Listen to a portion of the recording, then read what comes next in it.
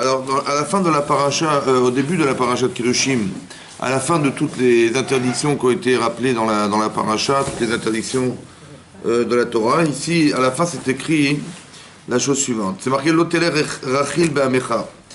On a l'interdiction de colporter, de faire du lachonara, de la médisance, de colporter des informations parmi le peuple. L'otahamod al damreacha.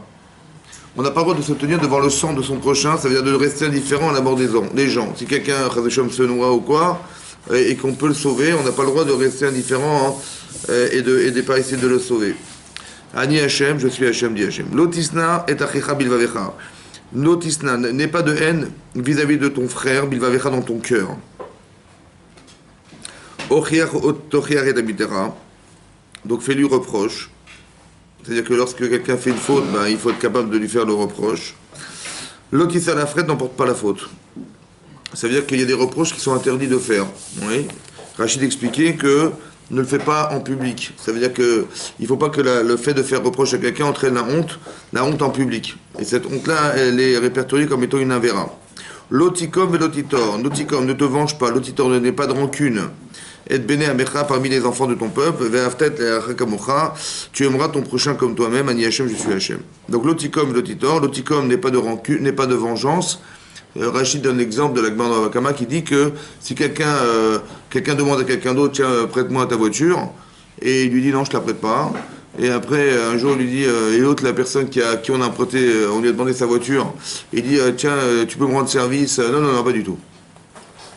Pas de service, rien du tout, tu m'as pas prêté ta voiture, je te prête pas de... Ça s'appelle de la vengeance, c'est interdit. Ça veut dire que... Oui. Alors c'est dommage. Parce que si ça n'a pas de rapport, c'est pas le cours. Après, peut-être après le cours, si ça n'a pas de rapport. Maintenant, l'autre, c'est comme était quand. Donc on n'a pas le droit de se venger. On n'a pas le droit de se venger, ça veut dire qu'on n'a pas le droit de renvoyer... Mais la vengeance, c'est dans le cœur. L'oticom n'a pas de rancune. Lorsque la personne lui a refusé sa voiture, la personne elle lui demande un autre service, il dit écoute, tu vois, je suis pas comme toi, moi. Tu vois, tu m'as pas prêté ta voiture, moi je te prête les choses. Voilà. Ouais, ça s'appelle avoir de la rancune. Malgré tout, on a de la rancune vis-à-vis de la personne, et ça, c'est difficile à contrôler parce que ce sont des sentiments qu'on a contre les personnes. Ouais, la haine, c'est pareil. L'otisnet, d'avoir de la haine contre les gens, c'est aussi dans le cœur. Donc on voit que ce sont des notions difficiles à atteindre parce que ce sont des choses qu'on ressent naturellement. Je veux dire, quelqu'un qui a été frustré, qui a été gêné, qui a été humilié, et il va se venger, il va y avoir de la rancune, et la Torah nous interdit d'avoir un comportement pareil. Et on conclut en disant, tu aimeras ton prochain comme toi-même. Comme si la solution, c'est d'arriver à aimer les gens comme soi-même. Voilà, la solution à la haine, la solution à la jalousie, la solution à la rancune. Oui, on est facilement émotionnellement touché. Parce qu'on a des valeurs, on doit être respecté, on a un certain amour propre qui a une certaine limite, et quand on ne nous respecte pas, tout de suite ça entraîne ce genre de choses. Oui, surtout en couple et entre belle-mère, belle-fille, entre beau-père, etc. Ça entraîne des conflits personnels qui sont engagés, et ça, la Torah interdit. C'est très important parce que, un petit peu par expérience, je me rends compte qu'il y a beaucoup de gens qui tombent dans ce panneau. C'est-à-dire que quand il y a une dispute de couple, tout de suite on punit son mari ou sa femme, vous avez compris, on l'a puni d'une certaine manière qu'il soit, on ne lui donne pas d'argent, une femme elle peut se refuser à son mari pour des raisons personnelles, et c'est une manière de le punir, vous avez compris, mais on rentre dans ces limites-là qui sont interdites par la Torah, qui sont l'otikom et l'otitor, ne sois pas rancunier, et ne sois pas vengeur, ouais, vengeresse, etc. Ce sont des problèmes qu'on a quotidiennement, et des problèmes entre belle-mère, belle-fille, etc. Pareil. Voilà, et ça entraîne des conflits. Alors moi, ce qui m'intéresse, c'est de développer ces sujets-là, parce que c'est très humain, on est dans l'humain. Et donc, et si la Torah l'interdit, c'est que forcément, c'est grave. Pourquoi c'est grave? C'est grave parce que socialement, ça se fait pas. Parce que si on est rancunière, ou qu'on est vengeur, évidemment, on ne peut pas vivre en société comme ça, c'est impossible. Et indépendamment du fait que ça ne soit pas socialement acceptable, il y a un autre problème, c'est religieusement. Si la Torah l'interdit, c'est qu'évidemment, il y a un souci religieux. Mais c'est quoi le souci religieux? Le souci religieux, c'est qu'on doit être unis. Ça veut dire qu'on est le clan Israël. C'est marqué dans le Zohar que Kuchabrichu et Oraïta et Israël Chadou. C'est-à-dire qu'on fait partie d'un ensemble, on est Chad. C'est-à-dire Chad, on est unis. On doit rester unis. Malgré tout, on est unis. Donc malgré l'animosité qui entraîne des fractures, ouais, qui peut entraîner des fractures, des fossés entre les personnes, on doit rester unis. Donc le fossé, il est créé par l'Yetzer Hara, et nous, on doit rester lucide malgré tout. Donc pourquoi c'est important? Parce qu'il faut comprendre cette notion-là. On a souvent expliqué comme ça que depuis que Adam a fauté, et Chava ont fauté, le Yetzer Hara est rentré en eux. Voilà. Maintenant, il faut bien comprendre ce que ça veut dire. On a expliqué un peu longuement la fois dernière, quand on s'est vu, que lorsque le Yetzer Hara rentre en la personne, voilà, vous êtes habité de quelque chose qui est le Yetzer Hara. Il faut savoir qu'on est deux. Il y a vous, votre conscience, et il y a ce qui vous habite qui est le Yetzer Hara. Ça va? Maintenant, le Yetzer Hara, c'est un ange qui a été créé, ouais, pour créer justement cette fracture. C'est lui qui est là pour créer la fracture. C'est lui qui va créer des contradictions. C'est lui qui va faire qu'il y aura des courts-circuits dans nos consciences et qui va faire que, clac, ça va fracturer nos relations et que lui, il n'y a que ça qui l'intéresse. Ou soit sur le plan divin, voilà, vous allez faire la prière, eh ben, tout de suite, il va vous faire penser à autre chose. C'est comme ça, c'est obligatoire. Soit dans les couples. C'est-à-dire que tout ce qui est fondamental dans la vie, ouais, tout ce qui est fondamental, il va y avoir du Yetzer Hara obligatoire. Et là, il va y avoir une sorte de jeu de dupes. Pour échapper à ça, il y a deux façons. Soit on est clair, donc le Yetzer Hara ne peut pas nous pénétrer parce que dans notre cœur, c'est sûr et certain qu'il y a une chose claire à faire. Donc on est têtu et borné dans la vérité. Soit on s'amuse avec parce qu'on est fragile. Et on a expliqué que, par exemple, dans la paracha d'Acharimo de la semaine dernière, on a lu un passage étonnant où on nous dit que le jour de Kippour, le Kohen Gadol, il va amener un korban pour lui et sa famille, qui va expier ses propres fautes, mais après il va amener un korban qui concerne le clan d'Israël entier. Shnei Seirim, deux boucs. Un qui va être l'Hachem, réservé à Hachem, et l'autre qui va être l'Azazel, qu'on va jeter d'une montagne et qui va se déchiqueter en tombant d'une montagne. Et là-bas, la faute du clan d'Israël expiée par ce korban, c'est énorme. Vous comprenez, tout le travail qu'a fait l'Yetzer Hara pendant toute cette année, on va le mettre à défaut et on va l'effacer. Bon, il va s'acharner ou pas, l'Yetzer Hara, pour empêcher ça? Hein, évidemment. Évidemment que c'est comme ça. Donc qu'est-ce qu'on fait alors? Alors là-bas, Hachem il dit, c'est simple, tu prends un korban, tu jettes de la montagne. Et le Ramban, il explique pourquoi. Parce qu'on lui fait comme si on lui faisait croire qu'on faisait Avodah Zarah. On est devenu des idolâtres. Tout à coup, on devient idolâtre. Vous avez compris? D'un côté, on devient idolâtre, donc il nous laisse tranquille, on est en faute. Et d'un côté, on s'en profite pour aller faire le korban Hachem, ce korban-là qui va expier les fautes du clan d'Israël. C'est dur à comprendre quand même, non? Hein? On a l'impression qu'on fait du cinéma, quoi. Alors, comment ça marche? À présent, ça existe? Non, il n'y a plus. Non, ça c'est... Il n'y a plus de Beth Amikdash, donc il n'y a pas de korbanot, il n'y a pas. Mais c'est un principe qu'il faut comprendre. Dites-moi, le Yetzer Hara, il essaie de nous tromper ou pas? Oui, toujours. Bah, lui aussi, il faut qu'on fasse. Est-ce qu'on a le droit de tromper? Là aussi. C'est une mitzvah? Oui, tout à fait. Mais nous, on croit que c'est nous qui pensons. On dit, mais non, mais honnêtement, ça se fait pas. Vous comprenez? C'est très difficile. Quand on est très honnête, on est droit, on ment jamais, on est, comment vous dire, très attaché sur des valeurs. Comment on est intègre? C'est très très difficile de croire qu'on a le droit des fois de tromper ou de tromper la personne qui est en soi. Mais il faut bien comprendre qu'on est deux. Je vous explique, c'est clair et net ce que je veux dire. On est deux à l'intérieur d'eux.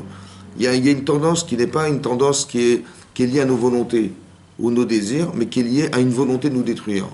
Et ça fait partie du travail du Yetzer Hara, de vouloir nous détruire et nous fracturer, ou bien de nous séparer de celle qu'on aime ou de celui qu'on aime, d'essayer de tout ce qui est fondamental dans la Torah, il va essayer de s'acharner. Donc là, comme il y a le korban à apporter, vous comprenez bien qu'il va essayer de s'acharner. Donc quand on trompe le Yetzer, on trompe pas sa personne, en fait. Ouais. Quand vous allez vous dire, attendez, si je fais tchouva demain, comment elles vont me voir mes copines, dans quel milieu je vais vivre. Vous avez compris? En fait, c'est pas vous qui pensez. Celui qui se pose la question, c'est celui qui crée la contradiction entre ce que vous étiez et ce que vous êtes aujourd'hui. Ce que vous avez décidé d'être et ce que vous étiez hier. Et cette contradiction, il la rend insupportable. Vous avez compris? La question, en fait, c'est lui qui la met en éveil, et c'est lui qui veut essayer de nous faire avoir en nous disant mais comment tu vas t'arranger alors? Et tes copines, tu vas les quitter? Et comment tu vas t'expliquer? Et est-ce que elles vont te comprendre? Oh non, c'est trop difficile, je laisse tomber. Pourquoi? Parce que dès l'instant où vous évoluez, il va y avoir un acharnement contre toi. C'est comme ça. Dès l'instant où il y a une évolution qui est d'ordre spirituel profonde, le Yitzhak va s'acharner. Alors il faut savoir être malin. Et c'est ça qui est marqué dans la Torah ici. Ouais. Que quand, en fait, il faut bien comprendre que quand il y a des problèmes de couple qui arrivent jusqu'à de la haine, ouais, il y a des maris qui vont dire à leur femme, écoute, le guet, tu peux rêver, tu l'auras jamais de ta vie. Ça va? Parce que monsieur, il est détenteur du guet, et c'est lui qui va donner l'acte de divorce à sa femme, et elle peut monter et descendre, il ne lui donnera pas jusqu'à ce qu'elle meure. Hein. C'est comme ça. Hein. Il y a une haine profonde, vous avez compris? C'est de la haine, de la jalousie, ça peut être de la jalousie, ça peut être de la rancune, ça peut être plein de choses qui vont se mêler, c'est ce que la Torah interdit. Ou l'inverse. Une femme, elle ne peut pas divorcer, et son mari veut absolument divorcer, et puis ils font le guet, mais le divorce civil, tu peux rêver. On ne le fera pas. Pourquoi? Ben, parce que c'est comme ça. Mais pourquoi? Ben, parce qu'elle n'a pas envie qu'il se remarie, parce qu'elle n'a pas envie qu'elle veut lui gâcher sa vie. À l'inverse aussi, vous comprenez que c'est comme ça. Au lieu de s'arranger en se disant, ben, de toute façon, bon, ça n'a pas marché, on n'a pas réussi à vivre ensemble, ben, on est obligé de divorcer. Il y a une mitzvah de se marier, il y a une mitzvah de divorcer dans certains cas. Mais chacun doit revivre sa vie et se dire, bah écoute, Mazal Tov, si tu retrouves un mari, tant mieux, si Kachem il t'aide, je sais pas moi. Mais non, mais c'est pas comme ça que ça se passe, malheureusement, vous comprenez? Au lieu de se dire, bah on va chacun revivre sa vie et on va chacun reconstruire son existence personnelle, dans l'épanouissement de soi et aussi des enfants qui sont entre les deux, eh ben non. Voilà, on utilise les enfants comme des boucliers. T'as vu ton père, t'as vu ta mère, comment elle était, machin, machin. Et c'est malheureux, mais c'est comme ça. Et ce sont des avérotes très graves. Parce qu'on crée des fractures au niveau du couple. Et aussi, on n'encourage pas ses enfants à se marier. Parce que c'est comme ça. Si la vie, elle est tellement difficile, est-ce que ça donne envie de se marier? Ben non. Mais tout ça, c'est le produit du Yetzer Hara, c'est le produit de ce que la Torah interdit de faire. N'aie pas de haine dans ton cœur. N'aie pas de rancune, ne sois pas rancunier de rancunier, ne sois pas vengeur, Et c'est des fois de la vengeance, on punit les gens, vous comprenez, quand on fait des choses pareilles. Quand tu fais un médiateur, bah écoute, tu peux arriver, le mari Sigour, on fait des histoires d'argent, vous avez compris, on va faire un partage d'argent, et puis machin, et c'est que des problèmes. Et quand vous mettez en balance, entre nous, les problèmes d'argent que ça peut occasionner, et les problèmes spirituels que ça peut occasionner, il n'y a pas photo, eh ben non, on utilise ces moyens-là pour essayer de faire souffrance à la personne qui est en face de soi, parce qu'il s'est passé des choses entre nous qu'on n'a jamais acceptées, et ça entraîne de la haine. Parce qu'entre le jour où ils se sont mariés, moi je dis souvent ça, quelque part, vous allez prendre ce mari qui ne veut pas donner son guet à sa femme, vous le prenez le jour de son mariage, hein, sous la choupa, et vous dites, tiens, tu peux venir 2 minutes? Ouais. Dis-moi, si ta femme elle est malheureuse, et elle veut divorcer, elle n'en peut plus, etc. Tu lui donnes le guet ou pas? Il dit, bah, évidemment, si elle est malheureuse, pourquoi je vais la rendre folle? Évidemment que je lui donnerai son guet sur le champ, je lui donne le guet, évidemment.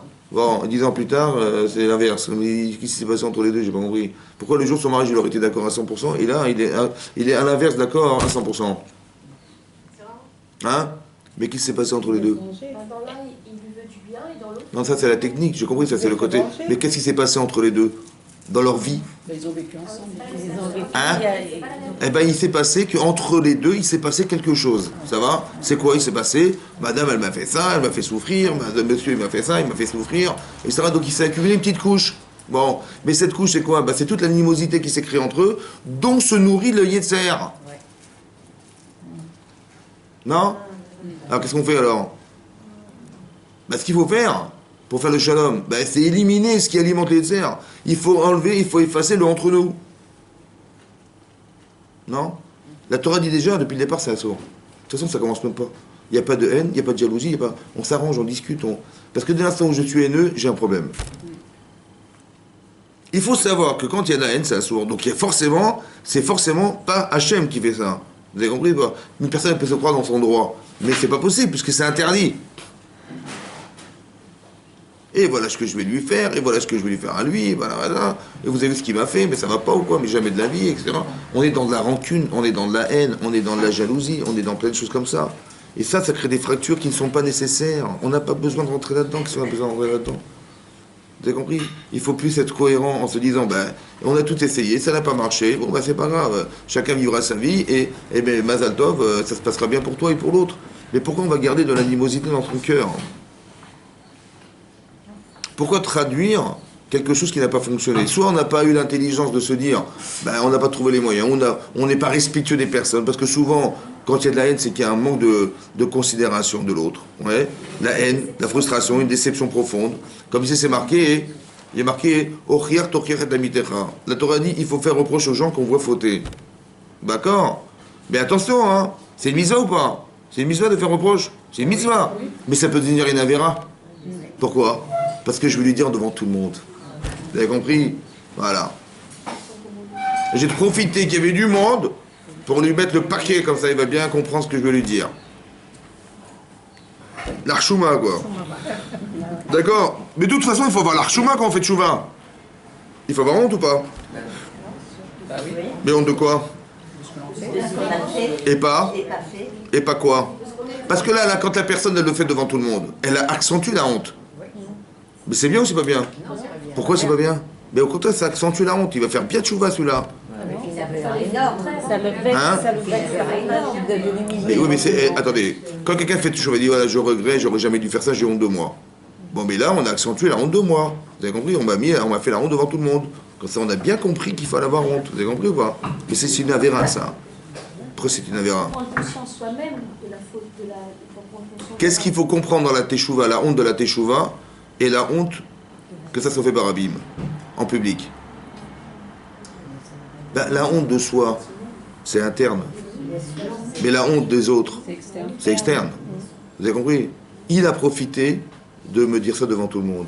Elle a profité de me dire ça devant tout le monde. Ça devait rester entre nous, c'est devenu public. Je lui en veux. Vous avez compris? Mais pourquoi je lui en veux? Pourquoi je lui en veux à la personne? Parce qu'elle ne m'a pas respecté. Et là, ça va basculer sur de la haine, sur de la vengeance, sur de la rancune. Vous avez compris? Je veux lui faire payer ce qu'elle m'a fait faire. Et vous avez compris comment ça marche? Cette démarche, c'est une démarche du Yetzer. Je n'ai pas le droit de faire honte aux personnes. Parce qu'il faut bien comprendre une chose. Quand on fait reproche à quelqu'un, c'est pas de lui dire la vérité. Souvent, ce qui se passe en couple en général, c'est que les gens souffrent. Et qu'est-ce qu'ils font? Ils disent voilà, il y en a marre, voilà comment tu fais, t'es toujours comme ça, tu ne respectes pas, on lui fait des reproches à la personne. Mais en fait, qu'est-ce qu'on lui dit? On lui dit ce qu'on lui reproche. Je lui dis la vérité, voilà, moi je suis franc avec toi, je te dis ce que je pense et je te dis en pleine figure, voilà ce que je pense, débrouille-toi avec. C'est ça un reproche? C'est ça un reproche? Hein? C'est quoi faire un reproche alors? Mais c'est quoi reprocher alors? Il y a marqué Ochir Tochir d'Amidera. Mais comment je fais? Comment on fait? Comment on peut reprocher? Comment il faut quelle est la logique d'un reproche? Quelle est la logique d'un reproche qui est une mitzvah? Quelle est la logique d'un reproche et une mitzvah? Non mais tu compris ça? Mais comment vous faites? Comment il faut réfléchir? Le reproche, c'est parce que je vais expliquer un truc. C'est un peu paradoxal. Parce que quand je dis un reproche à quelqu'un, je le remets en cause. Et la personne qui entend le reproche, elle a l'impression qu'on l'a remise en cause. Elle a l'impression. Elle sait qu'elle est remise en cause. Mais comment elle va l'accepter puisqu'elle est en faute? C'est paradoxal, c'est contre ses intérêts personnels. Donc elle va forcément réagir en mal. Alors comment s'arranger avec ça? Comment ça peut devenir une mitzvah? Comment je peux dire à mon mari ce que je pense de lui sans que ça crée une vexation qui va engendrer, qui va refuser d'entendre? Ou à mon mari ou à ma femme, c'est pareil, vous comprenez? On va rentrer dans un processus de la haine. Comment elle a osé me dire? Comment elle a osé me dire? Comment elle a osé? Vous avez compris? Ou alors, etc. Donc, des fois, on peut arriver. C'est pour ça que je dis souvent faire attention, parce que quand on fait reproche en général, soit on est de nature franche, et donc on dit tout de suite les vérités, on dit tout de suite les choses, soit on accumule. Ouais, des accumulateurs. Ça veut dire, attendez, il faut faire Shalom Bayit. Vous avez compris? La paix des ménages. Alors, qu'est-ce qu'on fait? On encaisse. On encaisse une fois, on encaisse 2 fois, on encaisse 1000 fois, et après on explose. Est-ce que c'est ça qu'il faut faire? Alors qu'est-ce qu'on fait? Il faut apprendre la recette des tartes. Non, je rigole. Bien sûr, évidemment que... Alors qu'est-ce qu'on fait alors? Hein? Mais comment vous faites puisque c'est contre vous? La personne, elle vous a vexé, la personne, elle vous a fait de mal. Hein? Lui dire tu devrais faire comme ci. Mais non, parce que tu lui donnes un... Mais quand vous faites reproche à quelqu'un, c'est quoi l'intérêt? C'est qu'elle se reprenne. Est-ce que l'intérêt, c'est de dire la vérité? Voilà, vous allez dire à votre mari, écoute, il y en a marre de ça, et voilà, je te dis la vérité, j'en peux plus de toi, et bon, il faut que tu changes, c'est comme ça, il faut que tu changes, il faut que... Bon, ça donne envie ou pas? Non. Mais c'est ce qu'on fait en général. Oui, tout à fait. Alors, mais dans quel esprit il faut le dire? Est-ce que l'intérêt, c'est de lui dire la vérité et qu'il se débrouille avec? Non. Ou bien que... Tu lui dire tu devrais faire comme Positiver, quoi. Lui lui dire la bonne façon. Il faut l'amener à changer ou il faut lui imposer de changer? L'amener à changer. Mais quand on va craquer, est-ce qu'on a envie de l'amener à changer? On va lui dire, écoute mon chéri. Non, on se décharge. Ou on se décharge. On vomit. Comment ça se passe? En général, c'est ça qui se passe. Oui ou non? Mais il faut comprendre l'humain pour comprendre la Torah. Il faut savoir comment on fonctionne humainement pour savoir que des fois c'est une mitzvah et que des fois c'est une avéra. Est-ce qu'on veut faire des avérotes, nous? Non. Donc il faut savoir qu'à un moment donné, on va en avoir marre et on va devant tout le monde, on va bien profiter pour lui dire, tu vois, devant les enfants et devant tout le monde, on va bien... Parce qu'il faut que ça soit marquant, il faut que... Moi, j'y arrive pas, mais grâce aux enfants, je vais lui montrer que voilà ce que je pense d'elle ou de lui. Vous comprenez ou pas? On fait exprès de faire ça devant les personnes. C'est le moyen pour qu'il change aussi. Hein? La Torah dit que c'est un sourd. Pourquoi c'est un sourd? Parce que humainement, écoutez-moi bien, humainement, quand on a été humilié, est-ce que si on vous met une claque dans la figure, vous dites, ah bah oui, il avait raison, évidemment. Non. Eh bien, évidemment. Ah oui, je suis un peu rouge, ça c'est pas... Bon, tu peux pas être de l'autre côté, c'est pas... Bah, rien qu'une autre. Non, c'est l'autre religion. Voilà, c'est notre religion. Mais vous avez compris le problème? Est-ce qu'on a envie d'entendre? Est-ce qu'on a envie d'évoluer? Est-ce qu'on a envie de faire plaisir? Non. Parce qu'on n'a pas été respecté. La Torah dit, Ochriat d'Abitecha, faire attention de ne pas porter la faute. Parce que quand on apporte la faute, c'est quoi la faute? C'est pas simplement qu'on a créé une fracture avec la personne. C'est qu'on va engendrer de la haine, de la rancune, de la vengeance. Les gens vont se venger des autres. Vous avez compris? Et c'est paradoxal. Pourquoi c'est paradoxal? Parce que vous allez vous rendre compte que plus vous aimez la personne, à la proportionnelle de ce que vous aimez, vous pouvez être déçu. Si quelqu'un que vous aimez vous a déçu, ça crée un fossé qui est proportionnel à l'amour. Comment il a osé faire ça? Comment elle a osé parler comme ça? Comment... Vous avez compris? Et j'ai l'impression, je me suis marié ou pas? Ça veut dire qu'on a donné toute sa confiance et la déception est proportionnelle à l'amour qu'on donne aux autres. Que si on n'aime pas beaucoup les gens, c'est les gens que vous les croyez comme ça, ils vous parlent, il est fou. Ou elle est folle, n'importe quoi. Mais quand ça nous touche personnellement parce que c'est notre femme ou notre mari, et on s'est engagé, on aime la personne, et ben, la déception elle est proportionnelle. Donc ça veut dire que c'est ça que ça va engendrer derrière. Vous avez compris? C'est ce que j'appelle un court-circuit. Mais il y a un problème de compréhension derrière. Parce que le fait de faire reproche, c'est pas de dire la vérité. C'est de rapprocher ce qui nous sépare. Essayez de comprendre ça. Quand je fais reproche à la personne, je vais essayer de la rapprocher de ce qui nous sépare. Manifestement, il y a quelque chose qui ne va pas. Alors je vais lui dire, écoute, regarde, tu sais quoi, hein, si on se sépare de ça, on va se retrouver tous les deux. Qu'est-ce que tu préfères? Au lieu de dire, écoute, voilà, ben voilà, tu vois, tu me fais ça, voilà, je te l'envoie en pleine figure, voilà ce que tu me fais dans la vie. Ça va pas du tout, tu comprends pas les femmes, tu comprends pas les hommes, tu comprends pas, tu m'as pas respecté, voilà, je te dis la vérité, c'est comme ça. Donc la personne, elle se dit, oh là. Je dis, mais attendez, tu m'envoies une claque, là, c'est quoi cette histoire-là? Et voilà, ça fait un surnevé. Maintenant, la nature faisant, les hommes, eh ben, sont des compétiteurs. Voilà, on est champion de voiture, de pilote, on est champion de je sais pas quoi, on est champion de la course, champion de... Elle dit, ben, on va rentrer dans la compétition avec sa femme. Mais si une femme, elle n'a pas compris que rentrer dans la compétition, c'est dramatique. Parce que qui c'est qui va être le plus fort maintenant? Quand vous dites un reproche à votre mari, lui, il a compris que c'est un combat. On va se battre maintenant. Ah ouais, tu vas te battre avec moi, mais tu vas perdre. Vous avez compris? Voilà, c'est qui l'homme fort ici? C'est qui la virilité? C'est moi. Et on va rentrer dans un esprit viril. Mais si on ne comprend pas ça, malheureusement, si une femme n'a pas compris, une femme elle peut dire un truc à son mari, mais elle n'est pas compétiteur, elle n'est pas compétiteur du tout. Donc elle va rentrer dans ce jeu, elle, tout en pensant qu'elle a bien fait. Mais son mari, il n'a pas du tout compris comme ça. Et ça va engendrer, on se fait la tête, on se comprend pas, et on se parle pas pendant 3 jours, et on attend que ça passe. Et tout ça, ces problèmes, c'est des problèmes conflictuels qui sont en fait le court-circuit. C'est un court-circuit électrique entre l'amour qu'on a de la personne et la déception fondamentale, comme si on avait coupé le courant en un coup, quoi. Vous avez compris? Tout à coup, comment elle a osé parler comme ça, et devant tout le monde, et machin. Bon, en vérité, il faut que vous sachiez qu'à l'intérieur de vous, il y a quelqu'un qui veut vous empêcher d'exister. Donc quand vous voyez ça, il faut être intelligente et comprendre qu'il y a quelqu'un, que la sensation que j'ai eue à ce moment-là, c'est quelqu'un qui veut me détruire. Donc de ne pas rentrer dans le jeu et de se dire, de toute façon, je sais ce que je vais gagner et je sais ce que je vais perdre. Je vais m'énerver, je sais ce que je vais gagner, je vais me soulager. Mais ce que je vais perdre mon mari, je vais perdre ma femme. C'est sûr et certain. Vous avez compris?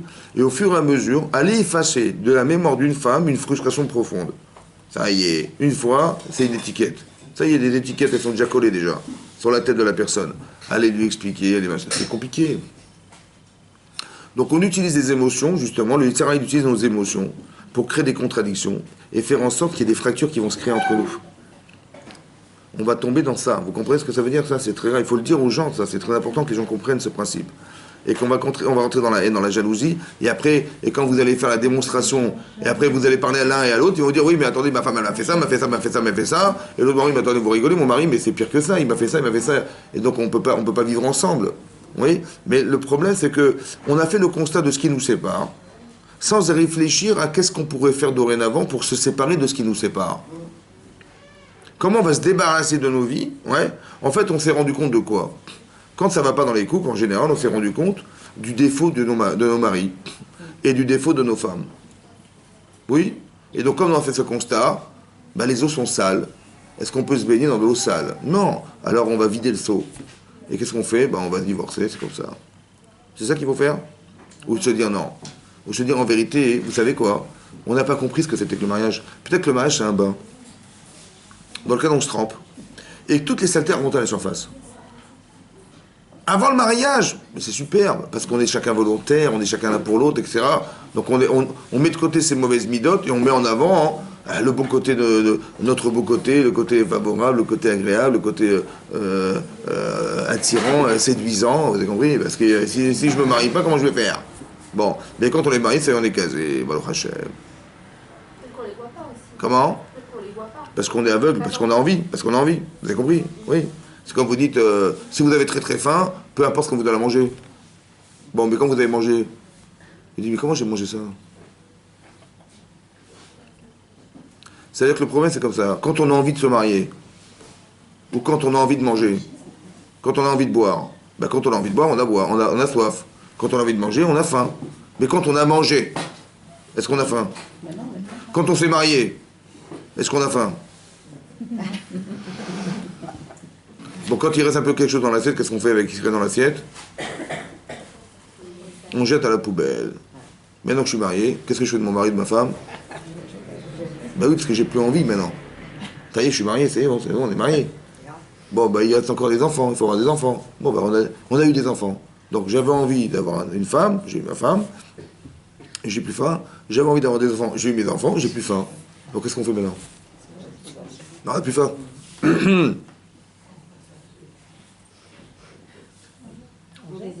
On réfléchit quand même avant de... Ben on n'a plus faim. C'est pas ça le mariage. Ben si, parce qu'il fallait bien... Et, attendez, je cherchais mon prince charmant. Non, non, ça Ben je l'ai trouvé, et j'ai plus faim. Oui, plus charmant. Hein? Il est plus charmant. Ben oui, c'est ça le problème. Parce qu'on avait faim, c'est parce qu'on avait faim. On avait faim. Non, on n'a plus faim. Alors comment ça se réfléchit alors? On se dit, bah c'est marrant, c'est pas comme avant. Bah oui, parce que peut-être tu réfléchis pas comme il faut. Non, c'est un travail à faire. Ben, c'est pour ça qu'on est là. Mais je veux dire C'est un que... travail, toute une... Mais qu'est-ce qu'il faut comprendre pour dire qu'il y a un travail? C'est quoi le travail? C'est quoi la compréhension du travail? Apprendre à se connaître. Ben ça c'est sûr, mais maintenant on a plus... Mais est-ce qu'on a envie puisqu'on a plus faim? Ça y est, bon, c'est bon, maintenant... ça y est, bah, je suis marié, ça y est, je suis casé maintenant, c'est bon. Ma femme elle est là, mon mari il est là, c'est bon. Ce que je rêvais d'abord, je l'ai eu. Donc je l'ai eu. Mais là, qu'est-ce que je vais faire avec? Hein? On va pas tout casser, on va pas tout casser parce qu'on a plus Mais j'ai faim. compris, mais On c'est... va se marier pour se marier. Alors pourquoi alors? On se marie pour construire un foyer. Ben ça y est, on a acheté une maison. Hein? C'est-à-dire faire le ménage? Ah, C'est le début de quelque chose. mais c'est-à-dire, mais comment il faut réfléchir pour penser vouloir entretenir son couple? Puisque de toute façon, j'ai rêvé d'avoir mon mari, je voulais m'acheter une voiture, ben voilà, j'ai la voiture. Combien d'années je vais la garder, ma voiture? À un moment donné, il va falloir la changer, non? C'est ça le problème, c'est qu'on veut avoir quelque chose. Et c'est quoi l'erreur? Il faut se renouveler tous les jours. C'est quoi l'erreur de compréhension? Elle est où? Tiennent pas, en fait. Non, mais oublie l'entretien. Oublie l'entretien. Tout est acquis alors que rien n'est acquis. Non, mais ça c'est aussi pareil. Non, écoutez, regarde. Ça se change pas comme Il une faut voiture, changer une de femme, système. Il faut changer de système. Moi, je vous parle de système. Au départ, on est des jeunes femmes qui vivent à la maison. Comment ça se passe à la maison? Bon, on est à table, on attend qu'on nous serve. On attend qu'on nous donne un peu d'argent. on entend qu'on nous amène à l'école, qu'on nous paye la scolarité, qu'on nous paye les machins, qu'on nous paye les vêtements, qu'on nous paye tout. Donc on est assisté. C'est vrai ou pas? Mais quand on se marie, c'est dur de sortir de ça, de l'assistanat. Parce que quoi? Moi, j'attendais que mes parents, ils comblent mes manques. Bon, ça va ou pas? J'attendais que mes parents, ils comblent mes manques. J'attendais que mon mari, il comble mes manques. Ben voilà, ça y est, mais je me suis marié, il m'a comblé mon... j'avais un manque, j'étais pas marié, je suis marié. J'étais pas marié, ma femme, elle a comblé ce manque. Maintenant, je suis marié. Je vois le livret de famille, le Hachem, il est vide. Bon, on va le remplir. J'ai un manque, donc on va le remplir, mais alors il est plein. Alors qu'est-ce qu'on fait? Vous avez compris? Il faut changer ce système. Le système, il faut le changer. C'est quoi? C'est plus de penser que l'autre, il doit combler mes manques. Mais c'est de réfléchir, comment je vais moi lui combler les siens? Ça va? Maintenant, j'ai remarqué que ma femme, elle est comme ça, comme ça, comme ça. Elle a des avantages, puisque je l'ai épousée, mais elle a aussi des défauts. Comment je vais m'arranger pour l'aider à combler ça? C'est ça la saleté qui nous sépare, vous comprenez? Mon mari, c'est pareil. Comment par amour pour lui, je ne vais pas, pas attendre de moi qu'il me comble bien mes manques, mais au contraire, moi je sais que je dois lui manquer. C'est marrant parce que ce qui m'horripile, c'est son problème. C'est dingue quand même, il a Shamaïm, hein? Mais c'est fait exprès, pourquoi? Pas pour dire, mais non, mais c'est insupportable, on va se séparer, c'est l'inverse qui va se passer. Que par amour, comment je vais lui combler son manque? Puisque ce qui m'horripile, peut-être qu'en le comblant, je vais arriver à éliminer ce qui m'horripile. Mais comment je vais lui dire? Je lui dis, mais ça va pas du tout, hein? Parce que quand c'est émotionnel, ça touche. Donc on est un peu virulent ou virulente. C'est comme ça. Vous savez ce qu'on va faire? Tout ça, c'est lié de serre, ça. On va utiliser cette énergie, pas contre soi, mais pour soi. Mais comment tu oses faire ça? Mais tu sais bien que ça me dérange. Et comment tu oses faire ça? Ça me dérange. Vous savez, mais lui, c'est exactement contre nature. Hein. Comment je vais faire? Ou son mari ou sa femme. Peut-être que le but, c'est pas de lui dire ce qui va pas. C'est, puisque vous savez ce que vous devez, ce qui vous a construit, pourquoi on ne peut pas l'apporter aux autres, ça? De combler le manque. Mais si vous le dites de façon violente, ça ne marchera pas. Ouais.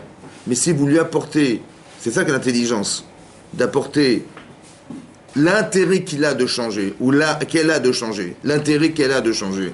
Parce que si on change, c'est contre soi, mais quelque part, ça nous amène à devenir une personne différente, et la gratitude qu'on a vis-à-vis de celle qui nous a permis d'atteindre ce niveau-là, on lui doit. Ça va créer de l'amour, ça. Il faut que l'autre personne veuille changer aussi. C'est ça, la logique. Ça, c'est la logique. Après, comment on amène la personne à accepter ça, c'est autre chose. Mais si vous avez compris ce qui est marqué là, attention, il y a une mitzvah de faire tochacha. Mais il faut savoir la faire, la tochacha. Parce que quand vous faites reproche à quelqu'un, la personne dit, je croyais que tu m'aimais, mais tu me fais que des reproches toute la journée. Vous avez compris? Où il y a des gens, ils ne savent que faire des reproches. Le couple, c'est des reproches. Tu sais pas faire ça, tu sais pas faire ça. Et à la fin, il dit, mais attendez, je sais ce que je sais pas faire, mais dis-moi, t'as rien d'autre à dire que de me dire que des reproches toute la journée? Vous avez compris? C'est frustrant à la fin d'entendre que ça toute la journée. Et les gens ont l'impression que de ne pas être aimés, de ne pas être à leur place, de pas... C'est ça qui est problématique. Tout ça parce qu'on a peur. Attendez, si il fait ça, il va se passer comme ça, j'ai peur, donc je prends des précautions, ou l'inverse. Et si l'autre prend ça pour de la faiblesse? Comment? Et si l'autre prend ça pour de la faiblesse? C'est pas contre toi. Vous lui dites, c'est pas contre toi. C'est contre ce qui t'empêche d'être toi-même. Moi, j'ai épousé un homme que je retrouve pas. Voilà. Mais à cause de quoi? À cause de cet entre-nous. Tu sais quoi? Si tu te débarrasses du entre-nous, ça veut dire, un mari peut être, je sais pas moi, fainéant, ou il tient pas compte de sa femme. Avant, il était très avenant, machin, il amène des fleurs, mais aujourd'hui, il ne plus rien. On a une femme a l'impression qu'elle n'est pas aimée par son mari, ou que tout ce qu'elle dit, c'est toujours contredit, je sais pas, des choses comme ça. Alors, il faut dire à son mari ou à sa femme, il dit, tu vois, la façon dont tu vas te comporter avec moi, ça crée quelque chose qui nous sépare. J'ai pas envie de me séparer. J'ai pas envie de tomber dans la haine. J'ai pas envie de tomber parce que l'accumulation, c'est une couche qui s'accumule. Ça va? Et cette couche s'accumule, c'est ça qui va nourrir l'Yetzirah. J'ai pas envie de le nourrir, l'Yetzirah, moi. J'ai pas envie qu'il dise, tu vois, ton mari, comment il parle, t'as vu comment il s'agit avec toi, t'as vu? Mais ça, c'est qui pense, en fait? Vous croyez que c'est vous? Non. C'est la contradiction entre l'amour que vous avez et le fait d'entendre une chose qui est désobligeante. Et ça crée un court-circuit que le Yetzirah, il va s'arranger à alimenter pour créer la fracture entre nous.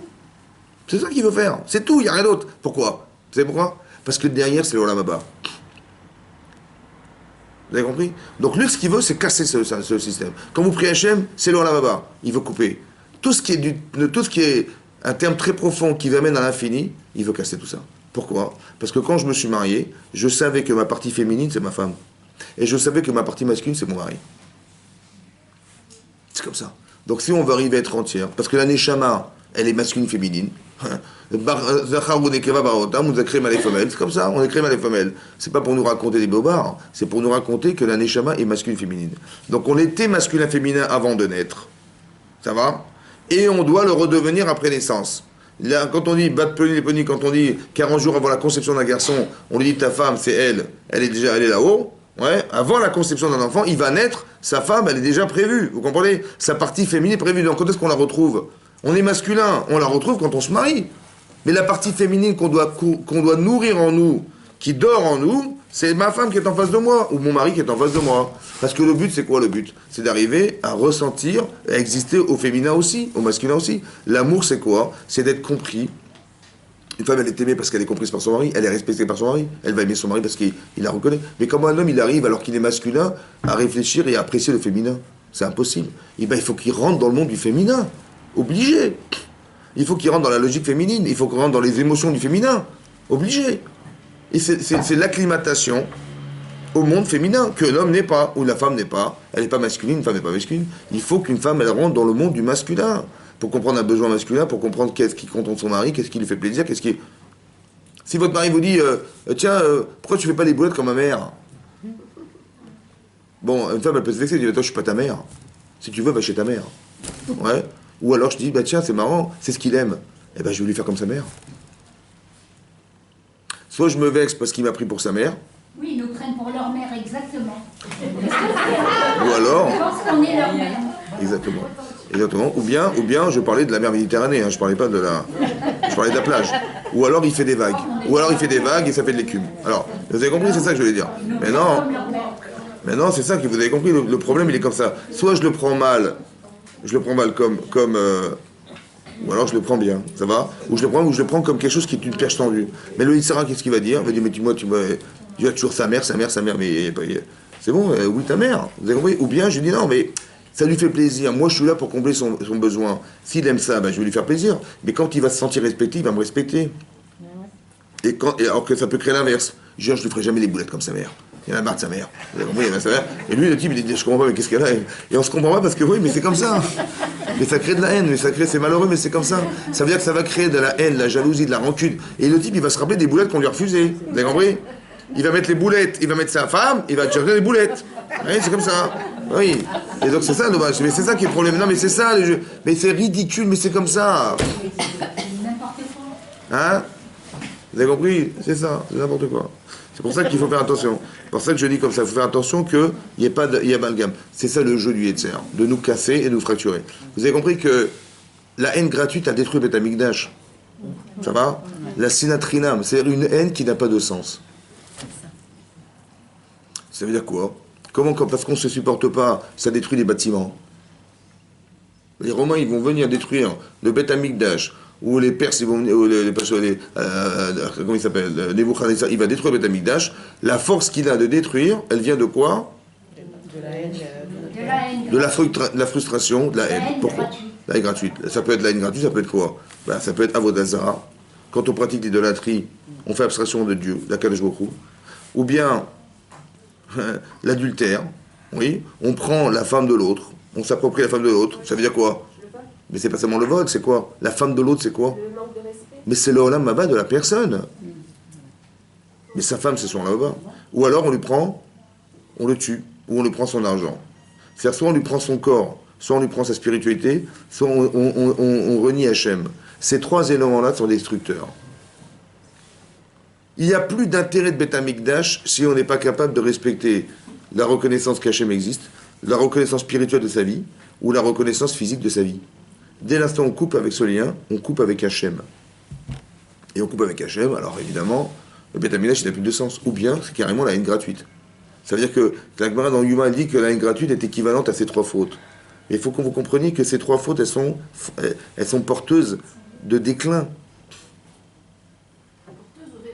Révélatrice aussi, ça veut dire qu'on veut amener un déclin, on veut amener à créer un fossé.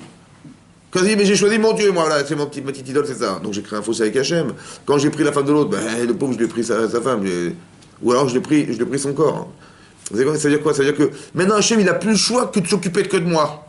Parce que l'autre est mort, ça y est, je l'ai tué. Vous avez compris? C'est comme Caïn et Abel. Hachem, il n'a plus le choix d'accepter son corban parce qu'il est mort. Donc comme ça, Hachem, il est obligé de prendre le mien.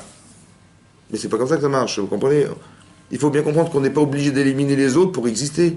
Il faut comprendre que non, au contraire, on peut faire exister les autres et éliminer ce qui nous sépare pour faire que les deux existent. C'est comme ça qu'on existe, c'est comme ça qu'on réfléchit. Il y a des gens comme ça, ils vous détruisent par derrière. Ils sont en train de... Excusez-moi madame, parce qu'après le cours, si vous voulez bien, c'est gentil. Donc c'est pour ça qu'il faut bien comprendre ces principes-là. Il faut bien avoir cette logique en tête, de comprendre qu'on n'est pas là pour dire des choses. On est là pour éliminer des choses, au contraire. On est là pour combler des manques. Quand vous voyez des comportements anormaux, c'est qu'il y a forcément un manque cérébral, il y a un manque de connaissance, il y a un manque de compréhension, il y a un manque de sensibilité, il y a un manque. Qui fait qu'il y a un fossé qui va se créer. Nous, on n'est pas là pour dire le manque. On est là pour combler le manque. Si vous avez compris, vous dites maintenant comment je vais faire pour combler ça. Il m'a pas senti, il me connaît pas assez, je sais pas quoi. Vous avez compris? Il y a un manque quelque part. Au lieu de dire mais t'es nul, mais tu vois tes manques. Vous voyez, c'est comme un professeur d'école, il rend des copies, il dit vous êtes des nullards. Il rend des copies, t'as eu 3, t'as eu 2, t'as eu 5. C'est ça le but, de dire à la personne qu'elle est nulle, c'est ça le but. Il y a des professeurs qui vont vous dire, voilà ton niveau, t'es un nullard, t'es nul, voilà tes notes, tu comprends rien. Ou bien le but c'est de dire, ton niveau c'est celui-là. Il faut t'améliorer. Mais je vais t'expliquer pourquoi t'as pas eu 20 sur 20. Entre nous, est-ce que tu as révisé? Non. Est-ce qu'en cours tu écoutes bien? Est-ce que tu comprends la logique? Est-ce que tu as compris le sens de l'école? Est-ce que tu as compris ton rôle à l'école? C'est ça qui amène à ce que la personne elle arrive à apprécier ce qu'elle a. Est-ce que tu te rends compte que le professeur qui est en face de toi, il a fait 15 ans d'études? Et toi tu jettes des craies là, sur la tête. T'as rien à faire dans ta vie. Tu veux faire le clown, mais si tu fais le clown, c'est que t'as pas compris le sens de l'école. Qu'est-ce que t'as à faire à l'école? Qu'est-ce que c'est que d'être un élève? Mais ça, c'est ça qui manque en fait, vous comprenez ou pas? Mais quand vous avez compris ce qui manque, alors vous allez dire, bah écoute, vous dites, bah oui, mais c'est pas grave, on va faire des cours particuliers. Comme ça, il va rattraper le temps perdu. Mais ça sert à rien. Il n'a même pas compris que ça sert d'être là. Vous avez compris? Donc il faut comprendre les manques pour les combler, et après vous verrez que ça va marcher. Mais c'est pas en lui disant, je sais pas quoi, que on dit voilà ta note, voilà ta note, voilà. On dit à son mari ou à sa femme, voilà ta note. Quel intérêt? J'ai fait reproche comme ça, au moins elle est au courant de sa note. J'ai compris, mais ça sert à rien. Est-ce qu'on préfère entendre ce qui va pas, alors qu'on le sait, que d'entendre ce qu'on pourrait faire pour mieux que ça s'améliore? C'est ça qu'on veut entendre. On ne veut pas entendre ce qui va pas, on le sait ce qui va pas. Ouais. On veut entendre qu'est-ce qu'on pourrait faire. Malheureusement, on n'a pas la solution. Donc quand la personne vous fait reproche en vous répétant ce qui va pas, elle ne fait qu'entériner le fossé qu'on a creusé ensemble. C'est pas ça qu'on veut faire, nous. C'est ça qui est marqué au khiyat, fait reproche dans l'intérêt d'amener à ce que ça change. Très important de comprendre ce respect des gens. Je respecte mon mari en lui disant voilà, etc. J'ai même peur de dire à ma femme ou à mon mari un reproche parce que je dis si je vais lui dire, il va mal le prendre. Ça va? Comment je vais lui dire pour qu'il l'accepte? C'est ça mon souci en fait. Vous avez compris? Comment je vais lui dire une chose qui est désobligeante à entendre et qui va l'accepter pour pouvoir arriver à changer? Vous avez compris? Ça veut dire que les émotions de la contradiction qui m'oppose à lui, elle doit être plus faible que le désir d'arriver à changer la personne. C'est ça la mitzvah.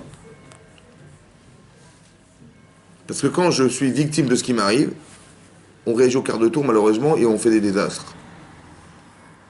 Parce que peut-être que l'amour de l'autre c'est l'amour de soi. Faut faire attention à ça. Il n'a pas respecté ce qui devait m'apporter quelque chose. Vous avez compris? La différence entre d'attendre des gens quelque chose ou de savoir qu'est-ce que je peux apporter à la personne. Si j'attends des gens, moi j'ai rien à proposer, j'ai tout à attendre. Donc il dit, il m'a déçu, Ou l'inverse. Qu'est-ce que je peux lui apporter? Et si je vois que ce qu'il a déjà, il a déjà, mais ce qu'il n'a pas, et que moi j'ai la chance d'avoir, et que je peux combler ses vides, pourquoi je ne vais pas lui proposer? Vous avez compris? Maintenant, mais si je lui dis, ou si je lui dis à elle, elle va se vexer, ou elle va mal le prendre, j'ai peur que ça ait l'effet du public. Ça veut dire que de faire le reproche qui va amener à ce qu'elle ait honte, et la honte qui va amener à ce qu'elle le prenne mal, ou ils le prennent mal. Vous avez compris ça? Barabim, il y a deux styles de honte. Vous avez compris qu'il y a deux styles de honte. Il y a la honte qui vient de soi, qu'on accepte de soi. J'ai honte de moi, mais j'ai pas envie d'avoir honte. La honte qu'on me propose, qu'on m'oblige à avoir, que celle du regard des autres. J'ai pas besoin. Parce que celle-là, elle amène à la haine. Et ça, c'est la faute, c'est une faute d'en utiliser le pouvoir. C'est par exemple un exemple très simple. Vous avez Yosef. Yosef, à Tzadik, il s'est refusé de faire savoir à son père qu'il était roi d'Égypte. Alors qu'il aurait pu très bien envoyer un courrier en lui disant voilà, ne t'inquiète pas, je suis vivant. C'est vrai ou pas? Pourquoi il n'a pas fait? Parce qu'il voulait arranger ses frères. Maintenant, imaginez-vous, vous êtes Yosef, ouais, et on vous a vendu esclave, séparé de vos parents. Vous aviez 17 ans, par vos propres frères. C'est une horreur. Ça va? Bon, au bout de 22 ans plus tard, vous les revoyez. Qu'est-ce que vous faites? Alors les cocos? Hein? Vous avez pris pour qui? Pour le roi d'Israël, mais c'était faux, c'était le roi d'Égypte. Bon, qu'est-ce que vous faites? Vous envoyez 50 ans en prison, non? Je sais pas. Ben, on va se venger, on va s'énerver. Qu'est-ce qu'il a fait, Yosef? Il a vu qu'il y avait un manque. Mais c'est pas le manque de ses frères, en fait. Il faut voir ça hein, comme Ve'aftal kamocha. Il faut aimer comme toi-même. Qu'est-ce que toi, tu aurais aimé qu'on te dise? Quand tu fais reproche à quelqu'un, ça te fait mal, ça fait mal à la personne. Mais si tu avais été l'autre, qu'est-ce que tu aurais aimé qu'on te dise? Comme toi-même, si tu avais été l'autre, qu'est-ce que tu aurais aimé entendre? Eh bien, c'est ça que tu vas lui dire. Et ce que tu vas lui dire, après qu'il ait gardé Binyamin, et que son frère Yehuda, il a dit, mais vous savez quoi? Si vous gardez cet enfant avec vous, vous êtes capable de tuer mon père, parce qu'il est tellement attaché à cet enfant, que Nafsho Kshura Ben Nafsho, son âme est attachée à l'âme de cet enfant, que si vous conservez cet enfant, vous êtes un criminel. Il a dit, ah bon, je suis un criminel? Il dit, c'est moi, Yosef. Selon toi, mon père est vivant. C'est toi qui as décidé de me vendre. Mais quand tu as décidé de me vendre, tu n'as pas pensé que tu allais tuer ton père. Vous avez compris ce que ça veut dire? Qu'est-ce qu'il a fait, Yosef? En fait, qu'est-ce qu'il a fait? Il n'a pas dit à la personne ce qu'il avait à lui dire. Il l'a amené à décider par elle-même que c'était grave. Vous avez compris ce qu'elle a fait? Mais ça, c'est par amour pour les autres. Parce que quand on n'aime pas les gens, on leur dit en pleine figure, et c'est bon, c'est bon. Vous avez compris? Ce qu'il aurait dû faire, ce que nous, on aurait imaginé qu'il aurait dû faire, c'est dire à ses frères, ce que vous avez fait, c'était horrible, j'ai dû passer par la prison, par les épreuves de Potiphar, par les machins. Il a quand même passé 13 ans en prison, quand même, c'était 12 ans en prison, c'est énorme. 22 ans séparé de ses parents, c'est énorme. C'est une frustration psychologique très très puissante. Il a failli mourir combien de fois? Ça va, dans le puits, avec les serpents, et machin, il a été vendu 4 fois par des esclaves, par des vendeurs d'esclaves, c'est effroyable. Mais tout ça, il a gardé sa force. C'est quoi la force? C'est de dire, il faut bien que vous compreniez que derrière, il y a de la manipulation. On a voulu briser quelque chose dans la famille. Ça, c'est rare. Il veut dire, mais tu te rends compte de ce qu'ils t'ont fait tes frères, mais quel respect ils ont de toi? Cette pensée-là, c'est la pensée du Yetzirah, c'est pas la vôtre. C'est le paradoxe entre la fraternité et le manque relationnel fraternel qui existait. Cette fracture-là, ce court-circuit, il est servi à exploiter. Pour dire à Youssef, mais tu te rends compte, mais fais quelque chose contre... T'es quand même un homme, fais quelque chose contre ça. Manifeste ton désarroi. Vous avez compris? Il ne fait pas du tout. Parce que ça va créer une fracture entre nous. C'est pas ça le but. Le but, c'est pas de casser. Le but, c'est d'arranger. Alors, qu'est-ce que c'est quoi le but d'arranger? C'est d'arriver à ce que mon frère il comprenne qu'il a fait une erreur. Alors, Uchiar Tochiar. Mais attention, il y a marqué dans Rashi rapporte que quand il a voulu se dévoiler à ses frères, il a fait sortir tous les gens qui étaient présents. Il s'est retrouvé seul à seul. Dit le Midrash Rabbah qu'il a pris un risque énorme. Parce que maintenant, avant qu'il se dévoile, ils auraient pu l'assassiner. Il a pris ce risque ou pas? C'est que toute la démarche qu'il a faite, d'avoir caché à son père, d'avoir fait savoir, comment dire, qu'il n'a jamais fait savoir qu'il était en Égypte, qu'il était vivant, et toute cette souffrance qu'il a occasionnée, au prix de quoi? Eh bien, de la teshuva de ses frères. Il aurait pu tout perdre. Pourquoi? À cause de quoi? À cause de la honte qu'il aurait pu leur faire, lorsqu'il aurait été d'accord de se révéler à ses frères, et qu'ils auraient eu la honte devant tout le monde de ce qu'ils ont fait. Ça, il voulait éviter. Vous avez vu comment c'est grave la honte? C'est grave la honte. C'est que quand on fait honte à quelqu'un, il a préféré mourir que de mettre en péril, ça veut dire de mettre en péril la capacité de changer de ses frères. Voilà. C'est pour ça que je dis que c'est très important de faire attention au respect des autres, parce que c'est pas parce qu'on a été maltraité qu'on doit avoir de la jalousie, de la haine, de la rancune, etc. Vous avez compris? C'est très important de comprendre que ça, quand on est dans cet esprit-là, c'est Yetzirah. C'est Yetzirah, c'est pas Hachem ça. Tu dis, mais c'est légitime, voilà, il m'a fait ça, mais je lui rends ça, c'est normal. Et pourquoi il me l'a fait? Pourquoi je vais subir, moi? Pourquoi je vais subir? Eh bien, comme il m'a fait, je lui fais. Non, c'est assourd. Vous avez compris? C'est pas parce qu'il est bête ou parce qu'elle est bête que je vais me venger de sa bêtise. Non, je devrais avoir de l'empathie de la bêtise. En disant, elle est bête ou il est bête, qu'est-ce que je peux faire pour l'aider? C'est ça le mariage, c'est ça l'amour. C'est pas l'amour, c'est pas l'intérêt de soi. Je suis amoureuse de mon mari parce qu'il m'amène ça, il m'amène ça. Ma femme, elle m'a fait ça, elle m'a fait ça, tant mieux. Et donc j'aime ce qu'elle m'apporte. Non, tu dois aimer la personne. J'aime mes parents, pas parce qu'ils m'ont... j'aime parce qu'ils sont mes parents, je sais pas. C'est un amour qui n'est pas mesuré à l'intérêt que j'ai de ce qu'ils m'ont fait. C'est comme ça. Donc il faut aimer de cette manière. Et quand on aime de cette manière, on réfléchit différemment. Et c'est ça qu'on doit apporter. On doit réfléchir comme dans cette manière-là. Que quand je fais reproche à la personne que j'aime. Parce que ma femme, c'est celle que je vais retrouver pour l'éternité. Et mon mari, c'est pareil. Mais pourquoi je vais rentrer dans le jeu du Yetzer de me couper de ce qui nous, de cette éternité-là? Pourquoi? Comme je dis, quand je me remarierai, ça sera mieux ailleurs, avec une autre personne. Comme si que les défauts que j'ai, l'autre va la supporter ou il va la supporter. Vous avez compris? Et il va t'amuser avec les enfants là-bas, il va t'amuser avec ton nouveau mari, ta nouvelle femme, et tralouette. Vous avez compris? C'est de la bêtise. Et tout ça parce que quoi? Parce qu'on souffre du problème d'acclimatation, on ne s'acclimate pas aux gens. Ou on ne sait pas aimer les gens, ou on ne sait pas apporter ce que la personne elle essaye d'avoir. On ne peut pas lui apporter quelque chose. Ou on a peur pour soi. Parce que moi, c'est pas comme ça que j'avais rêvé, ma vie de couple, etc. Donc on a peur, alors on est toujours dans le reproche. Non, il faut arriver à trouver, il faut essayer d'espérer un jour se dire, mais comment on va un jour être heureux tous les deux? Voilà, c'est cet esprit-là. Pas de dire, non, mais là, ça me rend... je vais te dire ce qui me rend malheureuse. Ou ce qui me rend malheureux. Je vais te dire, voilà, ça me rend malheureux, Et toute la journée, non, là, je suis pas content, voilà, je suis malheureux. On fait que ça. Hein. Mais non, il faut respirer l'inverse. De dire, mais qu'est-ce qui pourrait nous rendre heureux? Je dis, mais manifestement, pour l'instant, c'est pas possible. Parce qu'il y a ça, ça, ça. Mais justement, s'il y a ça, ça, donc élimine ce qui te rend... Mais fais-le de façon agréable, ou de façon à ce que les personnes puissent l'accepter. Parce que de nature, on n'accepte pas des reproches. C'est de nature. C'est une protection, en fait. Vous comprenez? Parce que quand on nous remet en cause, nous, on ne veut pas descendre. On veut monter. Donc quand on nous dit tu as ce problème, tu as ce défaut, tu as ça, tu es en train de me dire je suis pas bien. Et ça je peux pas l'accepter, donc je vais forcément me rebiffer et je vais refuser. C'est comme ça. Donc il faut faire attention à ce principe, c'est un principe humain. Donc quand on le provoque, on faut savoir qu'on le provoque. Vous appuyez sur un bouton qui fait mal.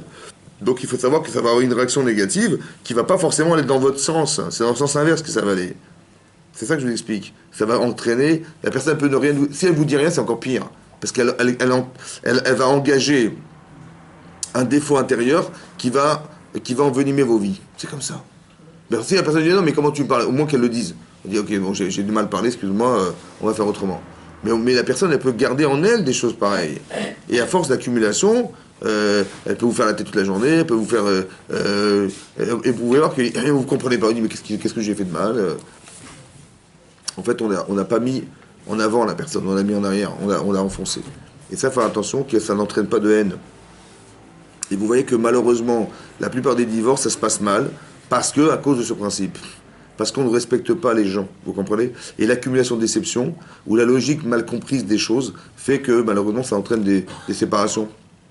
Dis non, répète-toi toujours, tu aimeras ton prochain comme toi-même. C'est le Klal Gadol. Aimer comme soi-même.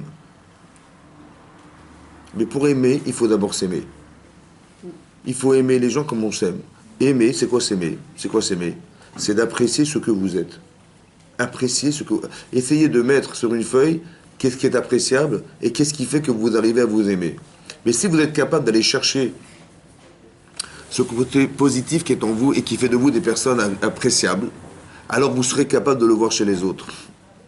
Et c'est parce que vous le voyez chez les autres que la contradiction vous dérange et qu'il est préférable d'effacer ce qui peut faire un obstacle à ce que vous appréciez chez les autres. C'est comme ça qu'il faut le réfléchir. J'aime comme moi-même, mais si les personnes n'aiment pas les personnes, ne s'apprécient pas elles-mêmes, si les personnes ne s'apprécient pas elles-mêmes, alors elles vont tout le temps déprécier les autres comme elles ne s'apprécient pas elles-mêmes. C'est comme ça. Donc les personnes critiques, en fait, c'est des personnes qui sont toujours autocritiques, mais qui ne sont pas heureuses parce elles sont toujours autocritiques, et c'est pour ça qu'elles sont toujours dans la critique. C'est pas ça qu'il faut faire. Il faut être satisfaite de soi. Comme il y a la semaine, il y a le Shabbat. On s'arrête, on profite on jouit de ce que nous sommes, et après on continue. Vous avez compris? Mais c'est comme ça qu'on réfléchit. D'apprécier ce que vous êtes. pour essayer de voir, aller chercher chez les gens ce qui est appréciable chez les autres. Et c'est ça que je veux conserver. C'est pour ça que j'ai épousé ma femme, c'est pour ça que j'ai épousé mon mari, et c'est ça que je veux conserver. Razak ou Baruch. Merci beaucoup.